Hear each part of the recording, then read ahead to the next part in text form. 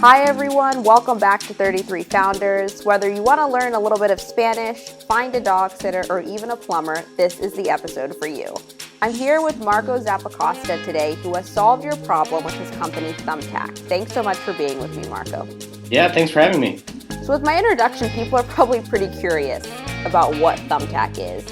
Can we start out with you explaining what it is and how it works? Sure. So Thumbtack helps you hire the right professional for any project that you want to accomplish. And instead of just giving you a list of information of names and numbers like you'd find on Google or on Yelp, Thumbtack does much more. You tell us what you need, you define what you're looking to get done, and then we reach out to our network of professionals and introduce you to the ones that are available, interested, and qualified to do the work that you want done. That way we save you the hassle of having to spend an afternoon looking for these folks, and we really empower you with data. We bring you the introduction, but then we wrap that with a quote, with reviews, pictures, all the data that we can bring to bear to help you make a confident hiring decision. And so you get to done much more conveniently and much more confidently. Perfect. So it took you guys about 3.5 years to really get rolling and start figuring everything out. You've been open about the hardships of starting a business. What are a few of the early challenges that you guys had to overcome? Yeah, so I think, excuse me, the challenge fundamentally was about getting to product market fit. It took us 3.5 years to do that, and there were basically like 3 separate, very hard problems that we had to solve. The first is that we're a marketplace, and so the value of a marketplace is largely tied up into the size of the network. And so we had to build up this network of professionals and customers for these professionals from a standing start. And I'm sure you've heard the sort of chicken and the egg problem. You know, we face that. All marketplaces face that. And so it took us like 18 months to really figure out how to do that and to build momentum in the sort of network side of the business. But having a network isn't enough. You also then need to have a great product experience, a way that you efficiently bring these two sides together and help customers sort of confidently hire. And that, you know, it didn't come to us in a stroke of brilliance. It took a lot of experimentation and a lot of trying and learning sort of what customers really wanted and how best to deliver against that. And then the last piece, you know, once we had the network, once we felt confident in the product experience, was the business model. Because, you know, at the end of the day, we need to make money to survive. And it's not just a selfish reason, it's how can we make the experience better by sort of charging a fee? Because if we're making it worse, then it's just a tax on the system, which sucks. But you know, the goal was to find something that actually made the underlying experience better, which again took experimentation and sort of trial and error before figuring out the sort of introduction-based model that we have today. And so it wasn't completely sort of serial as I just defined it, but by and large it was. We sort of went through those problems step by step. And then in March of 2013, it finally all came together and we had something that really worked. You mentioned the chicken and the egg, and one of my favorite things that I found when I was looking up Thumbtack was you said that in order to scale that marketplace model, you guys had to steal the chickens and build the chicken farm. Yeah, that's my glib answer to how you solve the problem. So tell me how that mentality applies to your work at Thumbtack of being resourceful and figuring it out. Yeah, so I think, you know, the takeaway I think for others should be that very rarely is our internet businesses, or I think any business, build it and they will come phenomenons. It does happen, certainly. But it is the exception and not the rule. And I think that's particularly true of marketplaces, which without the sort of underlying liquidity on the supply side are just useless to customers. And so it's a contact sport. You have to go out and reach these professionals to try and entice them and bring them on. And for us, it was a long process to learn, you know, how best to do that. And what we realized is early on, you have to find and offer them something that's valuable, independent of your ability to get them more customers. Because day one, you know, you don't have that. So it's took a while. Mobile's been huge for you guys too, and something that gets me excited about how you alert your contractors is it sort of has that Etsy cha-ching feel when a seller makes a sale. How have you used mobile to increase that traffic? So Thumbtack wouldn't exist if it were not for sort of the trend that we now see with smartphones. And that's simply because our model is predicated on our ability to reach these professionals in real time, wherever they are, and figure out if they're a good fit and interested for a specific job. 5-10 years ago, there'd have been no way to do that. You would have to call maybe on the phone and ask them with a sort of human, and that's not scalable. But now that we can send out emails and texts and push notifications, we can reach these folks whenever and wherever they are. And so now 2/3, maybe even almost 70% now of the quotes that are submitted on Thumbtack are from a mobile device. And so literally Thumbtack would not work if these professionals didn't have a smartphone in their pocket. Thankfully, that's a trend that sort of is much broader than us and is sort of a tailwind at our back, but it's been fundamental to our success. When it comes to the contractors that you guys are working with, like I shared with you before, something that stood out to me is how much you're empowering them. I read a story about somebody who was going to close down their business before Thumbtack came along. What are some of the stories, especially in the early days, that really stood out to you and made you want to keep going? Yeah, so when we first thought about this business, we thought about it from the customer's perspective. You know, how hard it is to find a plumber, how sort of anxious you are about whether you found the right person and whether you're paying the right price. And we didn't fully internalize that same anxiety around sort of getting hired and sort of, you know, making a living exists with these professionals as well. In fact, it's something they feel even more consistently because this is what they do day in and day out. As we started talking to them and learning how best to serve them, we realized that, you know, their primary need is more customers. They have lots of other concerns and issues, but at the core, they just want more customers so that they can make sort of more money and grow their businesses and live their lives the way they want to live them. And so the challenge became how to do that, and how to find a way to get them what they wanted in a way that they could easily sort of engage with and pay for in a sustainable way. And so there's a couple of stories that stand out. There's a guy here in the San Francisco Bay Area, Joaquin, who we've known basically since he started his cleaning business, and he's now scaled it, has, I believe, almost 30 cleaning crews who work for him. Wow. And he's just so proud of the company that he's been able to build up. We recently had an event at the White House. He came out as well as sort of 60 other pros, and we're just making a huge impact on these people's lives just by empowering them. I think the unfortunate reality in the past was that not only did you need to be a good small business person in terms of being a great cleaner or carpenter or caterer, you also have to be a great marketer. Mm-hmm. And those skills are just completely orthogonal. Being a good marketer is not a predictor of being a good plumber. And so our goal is to abstract away the challenge in sort of finding new customers and marketing your business such that you can just turn time and talent into jobs, into money, right? If we sort of build the perfect solution, any professional with time and talent that they want to sort of monetize and bring to market should be able to plug into our system and easily find a customer. And so that's what we're working towards. And when it happens, you know, these folks are very appreciative, and we love the impact that we're able to have. Another way that you guys are driving impact, like you shared, is with the White House, and I know you're working with them to see how national policies impact local businesses. Can you tell us a little bit more about that and the work you guys did this January, I think, right? Yeah, absolutely. So, what we realized is our professionals have a lot of concerns that really only the government can address around regulation and taxes and small business financing. And we don't view ourselves as a sort of political entity in that we don't have a specific agenda. What we want to do is provide the platform through which these professionals and their views are able to sort of be heard.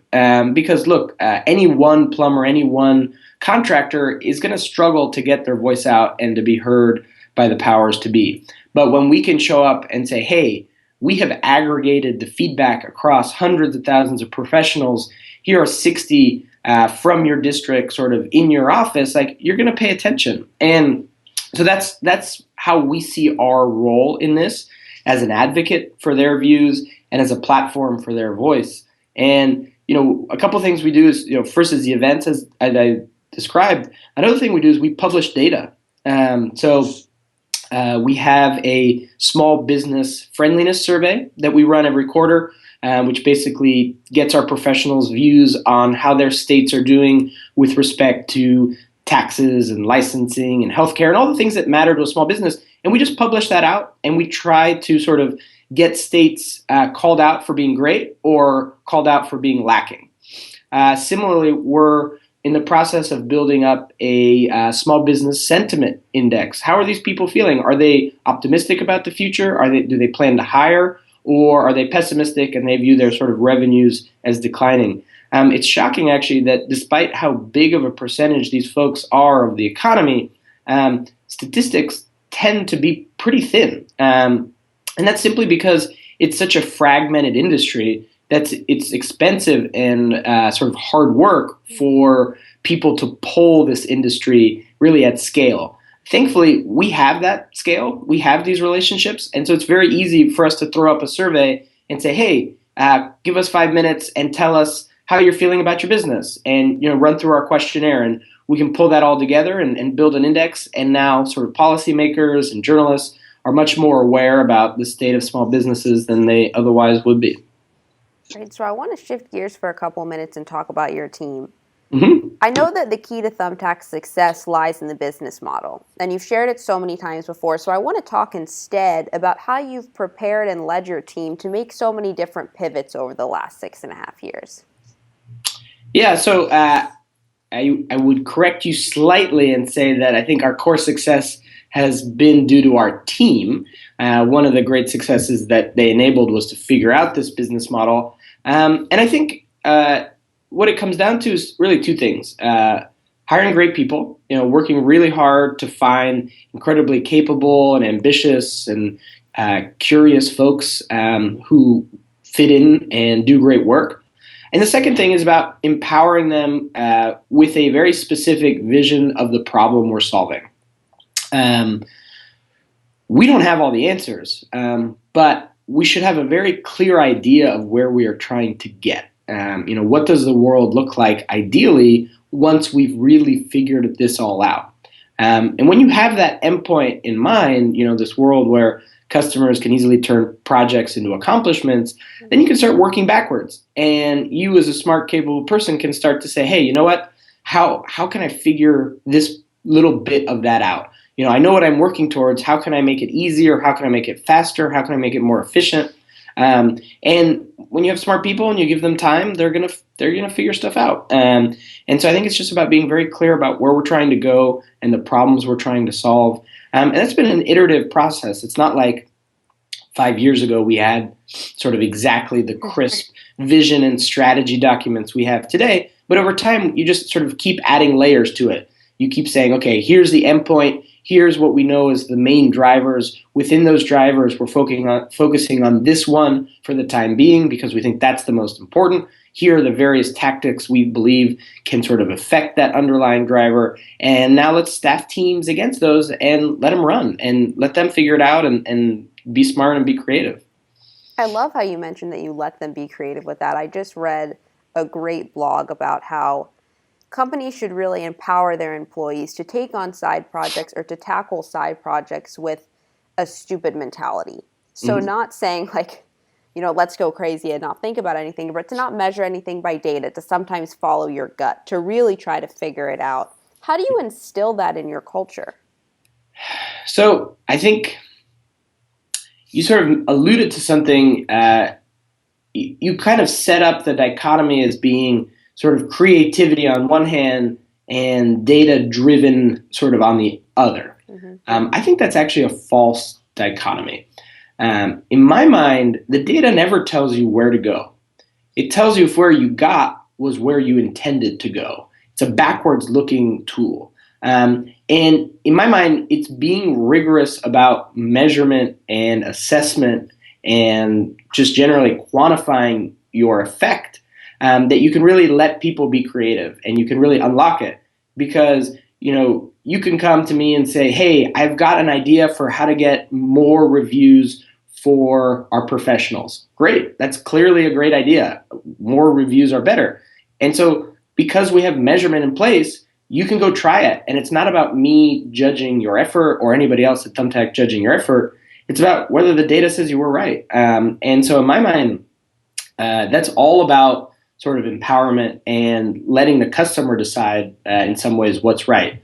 But it doesn't remove from us sort of the responsibility of being creative and sort of ideally sort of innovative in how we solve these problems, because no one is telling us how to do it. They're simply telling us if they liked it by how they use it and how they respond to it.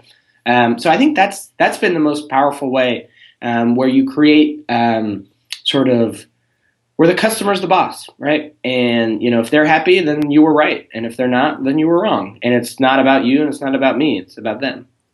I love how you put that, and I really admire how you mentioned that you have to approach it as data saying if it worked or not, and that instead of thinking forwards about it, what is this going to do to the data, just see what happens. And it lends into some of the work you guys have done fundraising, and you've shared that a lot of times companies look backwards. Here's all the things that we've done. And you think they should look forward. Yep. Here's all the things that we can do that we're set up to do. Yep.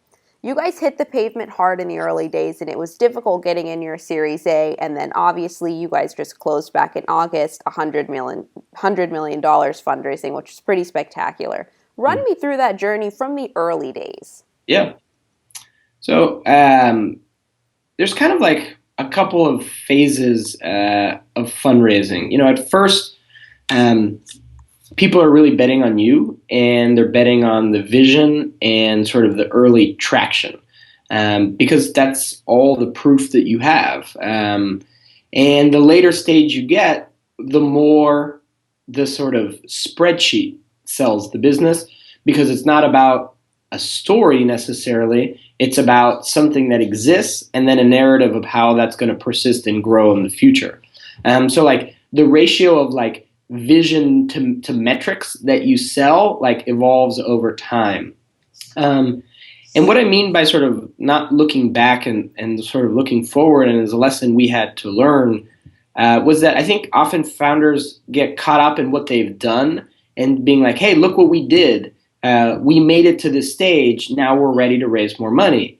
When actually that's not the case. What you did gets you to that table, but what you're going to do and a belief that that's actually going to happen is what justifies the next round of investment. So it's only sort of by looking forward and working back from where you're trying to get that you can sort of tell the story in such a way that these investors say, okay, wow, you said you were going to do this in the past, you did it, and that's legitimate and an important step in building this business. And now you're saying that if you had more money, you would go do that other thing. And I agree. If you were able to accomplish that, that would be another big milestone and another big leap in the business. And so now it's just whether I believe. Do I believe in you? Do I believe in the story you're telling, the tactics you're putting out? And that, I think, is sort of what it takes to get these folks excited. I love that you talk about having it as an entire story versus just single chapters. And it goes into part of your fundraising process because you really kept the conversation going with your investors. And you eventually did get capital, for example, from Sequoia. How did you maintain that relationship with them? Yeah, I think this is to their credit and not just ours. But these investors, talk is cheap. So they're usually happy to talk if you've enticed them enough with either sort of you or your market or what you're doing. And then it's just about, being smart about investing enough time to keep these relationships alive and sort of vibrant without sort of taxing yourself, because really it's not helping you build a better product. It's not moving the business forward day to day. So it's just a balancing act. Going out and going back and talking to the folks you like every 6 months or so, I think makes sense. Any more than that is probably a little too heavyweight. But just enough to say, hey, we keep making progress. We keep doing what we're saying we're going to do. And because of that, we are accomplishing our goals. And at some point, maybe we can get you involved. Right. And can you give me, so let's say I'm an investor, and since I'm making up my story, I'm going to have a $10 billion fund because I'm going to be the biggest investor. And you're coming and you're going to pitch me Thumbtack. What Yeah. is the vision that you're going to give me for the future? Why should I be excited about this? Because we're building an Amazon for services. There's never been a brand that has credibly promised to customers, we can find you the right professional for any project, anywhere, anytime. And the reason that brand promise has never sort of been put out there is because there's never been a product that could deliver on that promise. We're building that product. We have done it at a bigger scale across more categories and more geographies than any other. We've been able to do that because of a fundamentally new and better model that we've brought to bear. And we're well on our way to becoming that brand. And now it's just about fueling that growth, helping us continue to invest in the product and get the word out at an ever bigger scale such that we can realize that dream and sort of build this giant company. All right, well, I'll give you a couple billion since I... All right, deal. Done. One of the things that your team is actively focusing on moving forward is making sure that people don't churn out. How are you going to approach that over the next 12 months? Yeah, so, on the professional side, it's actually very straightforward. We see that once professionals win enough business on Thumbtack, they kind of stay forever. Because once you realize, wow, I can repeatedly find customers on Thumbtack, it's a gold mine. It's exactly what they've been looking for, and they basically never churn. Sometimes they don't work for the month of August, so they don't engage in the month of August, but by and large, they're always looking for new customers, and so they stay engaged for years. Our challenge is, especially now that we have very rich markets, how do we help a new professional be successful in their first month or two on the platform? Because if you were to show up in San Francisco and say you were a personal trainer, well, there's already probably 1,000 personal trainers on Thumbtack in San Francisco doing that. So being the 1,001 personal trainer is tough. And so how can we help educate you and support you as you build up your profile and your repertoire on Thumbtack to enable you to have that success and then be excited about just sort of continuing to use this forever? So that's our challenge. We know the model works, and we know that when people learn that, they stay forever. And so it's just about the onboarding and education and activation piece that really is the only determinant of churn. So lots more working on to make that better. But it's just about helping these folks along. This is a new way to find customers, so it's not like they have a obvious sort of innate understanding of it. We need to provide the context and information that they need to use it in the best way possible. So that's the focus on the pro side. So 2 more questions for you, Marco. Mm-hmm. Obviously, it's been a really fun 6.5 years. It's been a lot of hard work, but you guys have seen tremendous success. How do you maintain today that rookie mentality that you guys had when you were working out of your brother's house?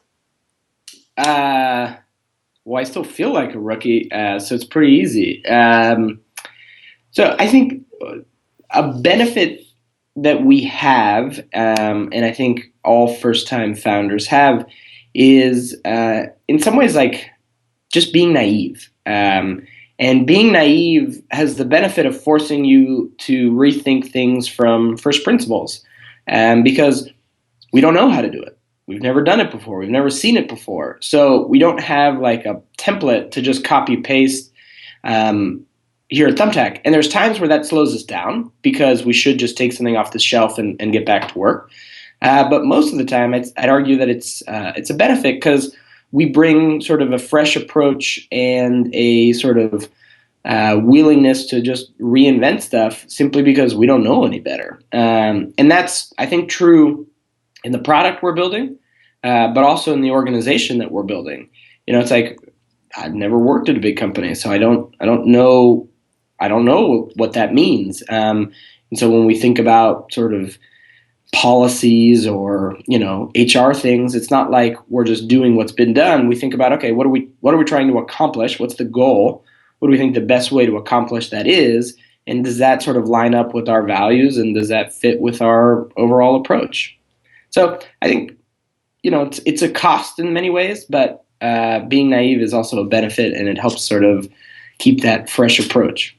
All right, so that goes perfectly into the question that I end all of the So you're 33 Founders episodes with welcome. on uncertainty. But I have to preface this one a little differently. So you mentioned that you still feel like a rookie. Hmm. And from the outside, seeing you run this incredibly successful company, I thought, God, like he must not feel like a rookie anymore. He is good. So now I'm afraid that in 6.5 years, I'm still going to feel like a rookie. You should hope to, because I think what that is evidence of is you being confronted with new challenges. The reason I feel like a rookie is because Thumbtack is growing so much that the lessons I learned over the first 6 years of its existence um, aren't always the right ones for the road ahead, right? We have hundreds of people around the world. Like, that's different. And the decisions we need to make now are in a very different context than we were 3 years ago or 5 years ago. And that's why I feel like a rookie, because while if I only had to solve the same challenges again and again and again, I would feel maybe less rookie and more sort of amateur or professional. But I have to keep solving new challenges, and we all do here. And that honestly is fun. And that's where the feeling comes from. I agree that it's fun sometimes. Yeah, What no, there's plenty of heartache with it too. what do you do when you have a big decision? So you guys started out small and now you shared that you guys have probably nearly 1,000 employees everywhere, right? Yeah, just under, yeah. Just under 1,000 employees. That's a big deal. Those are big decisions. When you have to make a big decision and you really don't know what to do because it's the first time you've done it, what kind of conversations are you having with yourself? So the nature of the decision really drives that. So there are big decisions that can be reversed, Hmm. and therefore the stakes are much lower. Because if you mess it up, you just change course. Now, maybe that was slower, or maybe it has some other sort of tax or cost because you have to sort of, whiplash people around, but you can undo it. And there's some things that you can't undo. They are just one-time decisions, and those are the really scary ones, right? Because those you have to get right. And look, it's not my job to make all the decisions. It's my job to make sure that the decision-making process is sound. And the higher the stakes, the more involved I am in making sure that sort of I feel like the process is sound and the decision makes sense given what we know. But there are some times where you just have to jump, and that's how you keep going forward. And it's scary, but it's also the exciting part because you don't know what's going to happen. You think hard, you talk to a lot of people, you make a decision, and then you wait to see. What's one example recently where you had to jump?